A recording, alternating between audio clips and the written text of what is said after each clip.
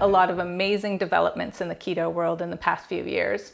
But as a baking fanatic, one of my personal favorites is the development of sugar-free white chocolate chips.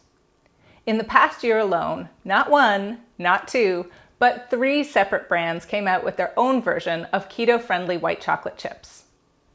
So to honor that wonderful development, today we are making my keto white chocolate macadamia nut cookies.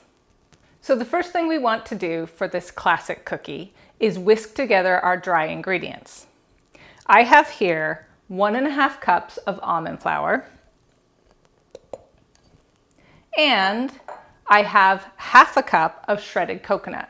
Now I know not everybody likes coconut in their cookies, so you can replace this with another 1/2 cup of almond flour if you prefer. Then I have 1 tablespoon of grass-fed gelatin. This is to help the cookies be more chewy, but if you don't have it or you don't want to use it, you can just skip it. Then we're going to add 1/2 teaspoon of baking soda and about 1/4 teaspoon salt. And we'll just whisk these together and we'll set it aside until we're ready for it.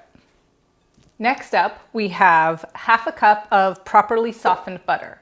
Now, how do you know when your butter is soft enough? Well, you should be able to stick a finger in it and leave an indent, but it wouldn't squish everywhere. If it squishes everywhere, it's too soft. If you can't leave an indent, it's too hard.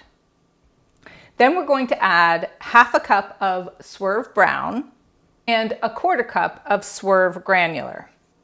And we're going to beat these together for a while until they're nice and fluffy and well combined.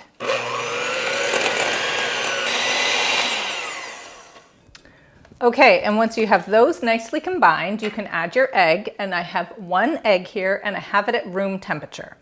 I like to use room temperature eggs because once you've softened your butter and you've mixed it, if you add a cold egg, it could clump up again. And we're going to add 1/2 teaspoon of vanilla extract. And we'll beat those in until they're well combined. Now we can add our dry ingredients back in, and we can beat that in.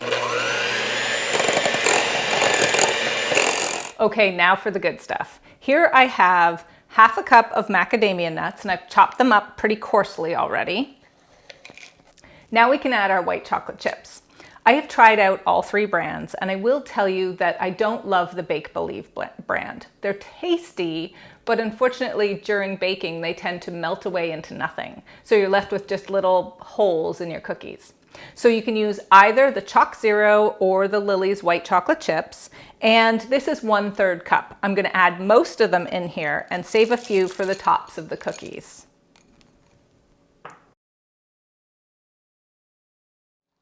It's time to shape our cookies and put them on cookie sheets. I like to line my cookie sheets with silicone liners, but you can also use parchment paper. These do spread a bit, so you're probably looking at 2 cookie sheets and 2 liners. And you want to roll your cookies a little more than 1 inch. I'd say they're about 1.25 inches. And once they're all rolled out, you want to press down on them a little with the palm of your hand until they're about 1/2 inch thick.